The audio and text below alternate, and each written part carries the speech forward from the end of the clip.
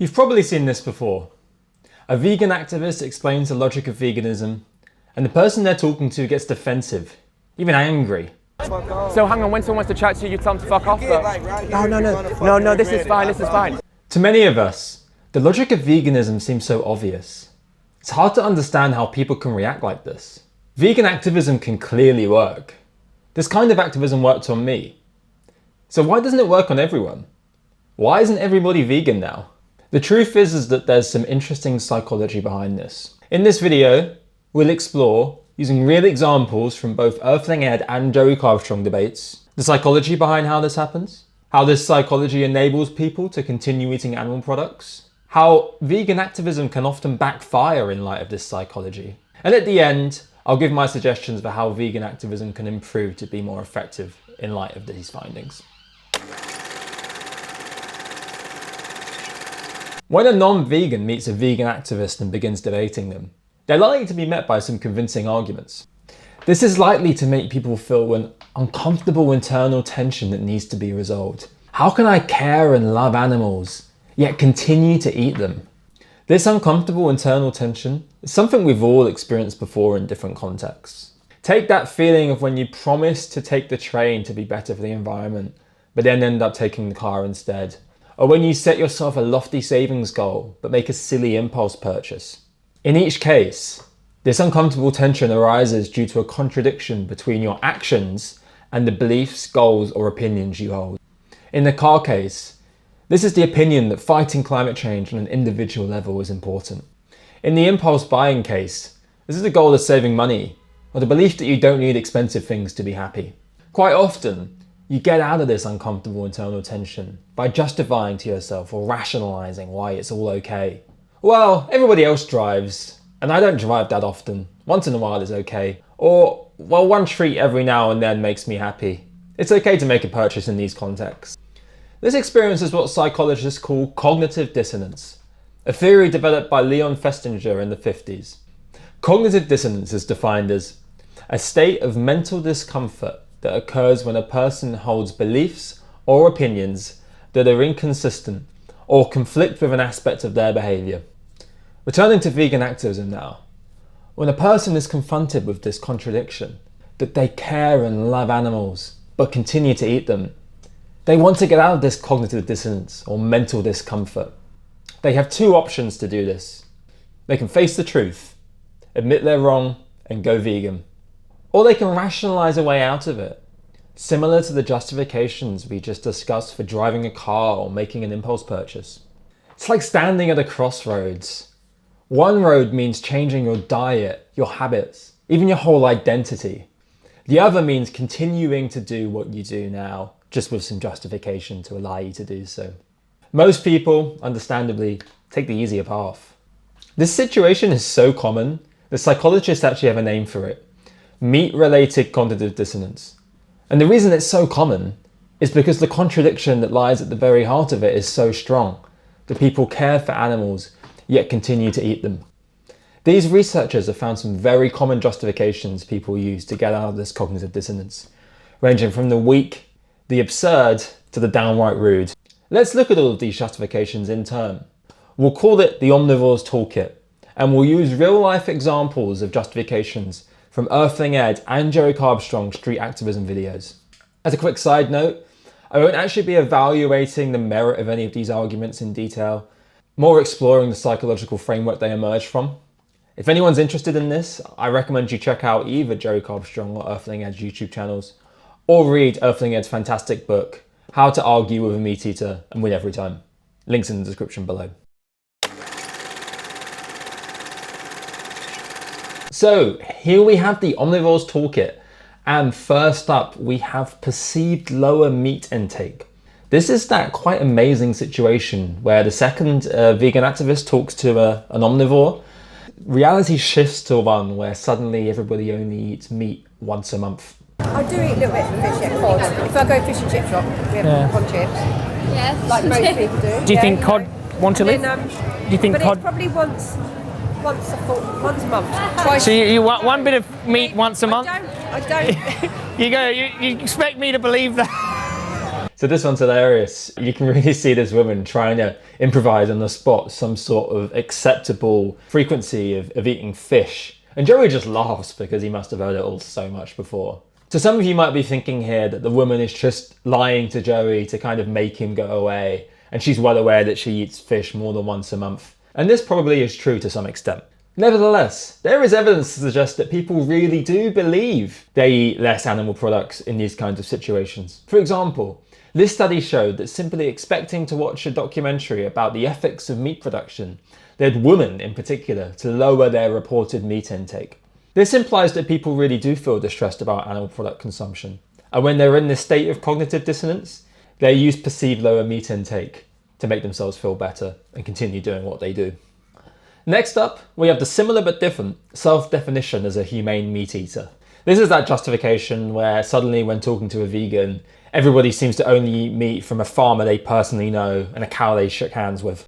I know, but back home what I do is, and quite honestly, what I do is I buy grass-fed, like beef, and I know for a fact, I mean, the way they were raised and slaughtered and everything, so it's very, very ethically correct. So this one I hear time and time again in my everyday life as a vegan. And after a while, you're just like, I don't believe you.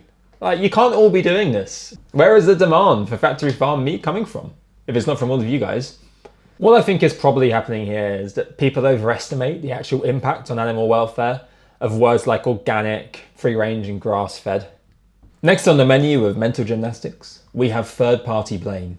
Here, upon witnessing the horrors of factory farming, someone decides to take no personal responsibility themselves and instead shifts the blame to a third party, typically the government or factory farm workers. Do you believe these are someone and not things? I believe they're animals. I don't know if they've got souls or they're animals. You know, we're humans. It's been that chain, isn't it? We're the top of the food chain. It's been that way for a long time. You know, don't get me wrong. That's despicable. Like, you know, that's really bad. And you think all the money they're making, they'd be able to put it into better practices, like, you know, if doing it just to save money or. So with this guy, you can really see him experiencing this cognitive dissonance. He's quite viscerally reacting to this unpleasant, horrific factory farm footage. But you can see him kind of scrambling to find the words. This can't be. I eat meat. This is so confusing. Somebody should really do something about this. This is despicable. Such an easy get out. Next up is denial of animal mind, where somebody dismisses an animal's ability to think, feel, and suffer. The whole, like, your brain, like, we have bigger brains than some of these animals. So it's okay to harm someone if they're less intelligent? Well, they're just different. So before I was vegan, I used to use this one all the time. This is my go-to in the toolkit. I actually remember sitting in a burger restaurant and I've been watching a lot of these kind of YouTube videos and I was pretty convinced of the argument, but I really wanted to eat an animal burger. So I just remember picturing cows in a field and thinking, they don't know what's going on. Kind of just mooing, you know. And it can be surprisingly effective, especially if you don't come face to face with these kinds of farm animals too often. And now, the crowd favourite. The 4 N's of meat-related cognitive dissonance. That animal products are nice. I like cheese. I like normal.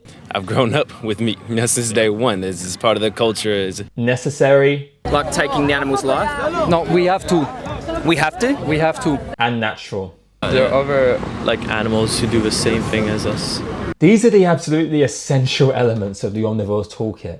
They're points that us vegans face on a near daily basis, despite them all being either weak, irrelevant, or just wrong. Now there are so many of these justifications that people use that the researchers didn't include. For example, it's too hard to change, or I'm not going to have any impact, or there are too many problems involving humans right now to worry about this. And Earthling Ed and Joey Carbstrong typically have no trouble debunking any of these arguments. But in doing this research, which is a fancy way of saying I got to watch lots of content from my 2 favourite YouTubers, there was one argument that I saw come up again and again and again. But plants feel pain too. Now, you'll have to hear me out here, but I actually think that "but plants feel pain too" is an example with the one remaining justification we haven't discussed yet. And I'm going to spend a bit more time on this one, because it's the most interesting, and it's how vegan activism can quite spectacularly backfire. So, as is the case for all mental gymnastics, logical fallacies and avocado arguments, There is no better person to demonstrate the final element of the Omnivore's toolkit than Piers Morgan. In 2018, Joe Carbstrong went on Good Morning Britain to make the argument that milk is murder. Here, he had the pleasure of conversing with an omnivore so prolific that he might as well have written the Omnivore's toolkit. Let's take a look at the clip to see what weapon the illustrious Piers wielded in this conversation. So we kick things off with Joey making the case that milk is murder, and the three panelists use a smorgasbord of arguments from the Omnivore's toolkit to justify dairy. Then, Piers hits us with this. A lot of people might be tempted to take up a more vegan-based diet, but they hate this kind of vegan terrorism that's going on. Take the vegans out of the picture. Milk is murder. Take the vegans out of the picture. Thing to say. It's about the animals. Notice how he makes a direct attack of vegans themselves, even calling us terrorists. Then, celebrity chef Anthony Worrell Thompson hammers home Piers' position. You have every right to be a vegan, as I have every right to be a meat eater. And you can do that. But please don't thrust the message down everyone's throats that we all have to change to veganism. Please don't thrust the message down our throats. Another attack at vegans themselves and the very act of activism. So after this, the debate continues, and the three panelists basically tick off every argument in the Omnivore's toolkit. And Joey, as expected, easily debunks every argument. So Piers resorts to this. You don't believe in harming other human beings? I don't believe in harming other human beings or animals, no. So in September 2011, you were arrested when police found a loaded, sawn-off pump-action rifle. Character attack. No, Has this got anything to do with the topic at hand? Well, you were, okay. A direct character attack at Joey, describing him as a hypocrite. And this isn't even the only time he does this.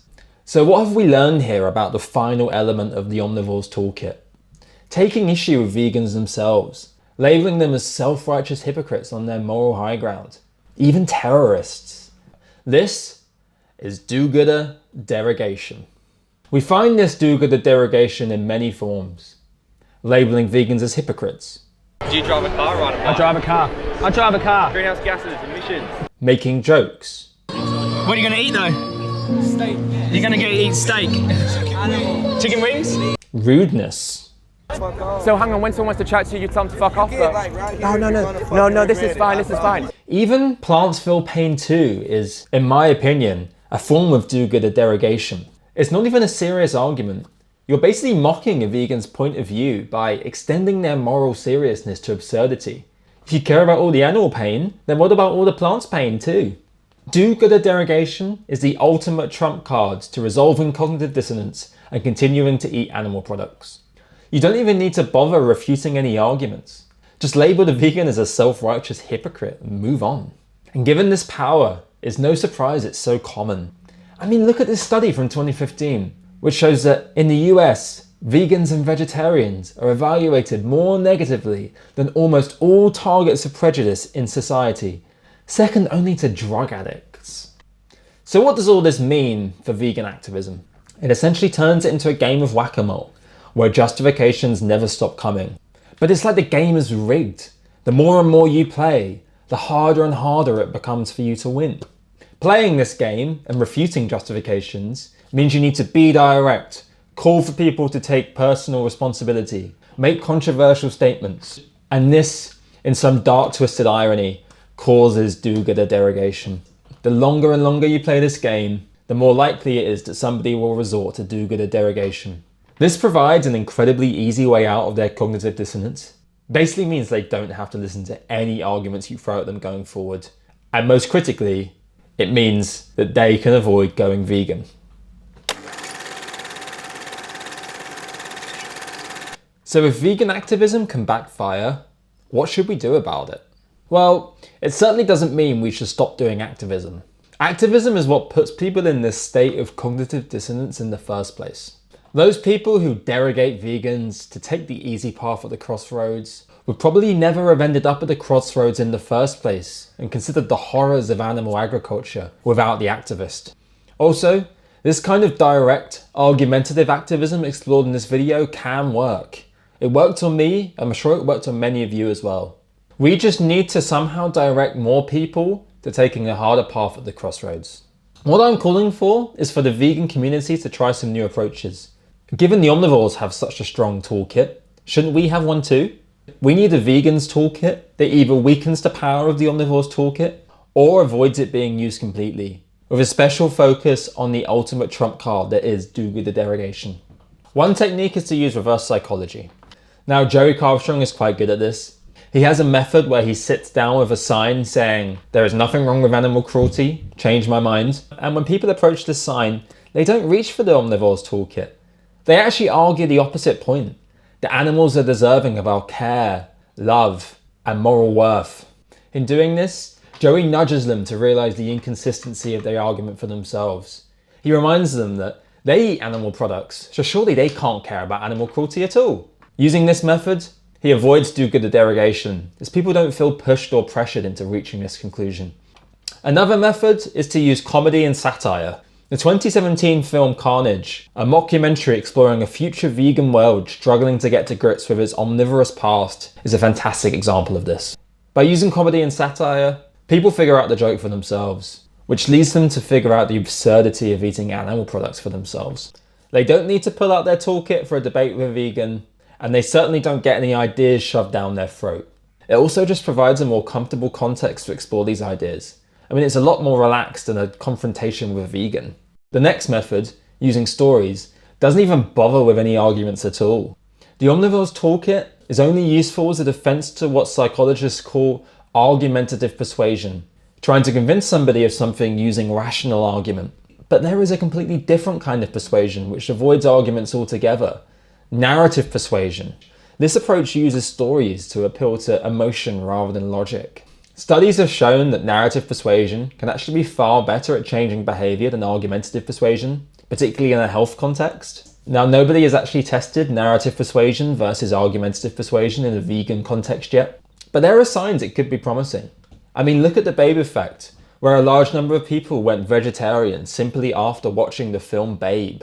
And as a bonus, to improve the power of narrative persuasion, anthropomorphism should be used, or the attribution of human characteristics to a non-human animal, as was used with Babe the Talking Pig. Studies have shown that people are less inclined to eat meat when they think of animals as humans. And finally, one thing that should go without saying, be kind. Going vegan is hard. Give people the support and the space they need to take the right path at the crossroads. As much as we can find consuming animal products morally detestable, the more pushy we are, the more we strengthen the omnivore's greatest superpower, do-gooder derogation. So thanks for watching and making it all the way to the end. Are there any elements of the omnivore's toolkit I missed? Are there any other approaches you would like to see added to the vegan's toolkit? What have you seen work before? Let me know in the comments below. Thanks again, and I'll see you next time.